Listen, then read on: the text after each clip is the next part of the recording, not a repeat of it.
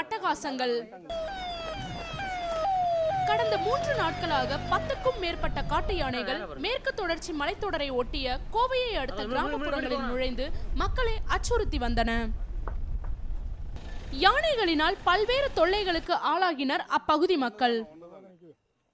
காட்டு யானைகளை விரட்ட வனத்துறையினரும் அக்கிராம மக்களும் வெடிகளை வெடித்தும் கூச்சலிட்டும் போராடி வந்தனர்.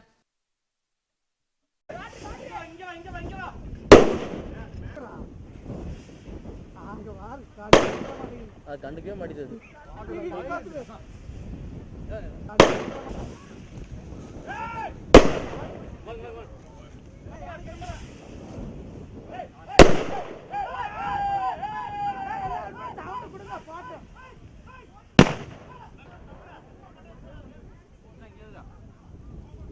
கிடைக்குது. ஓ,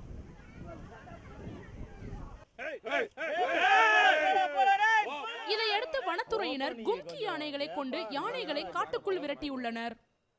யானைக்கும் மனிதனுக்கும் இடையே நடந்த போரில் மீண்டும் மனிதனுக்கே வெற்றி.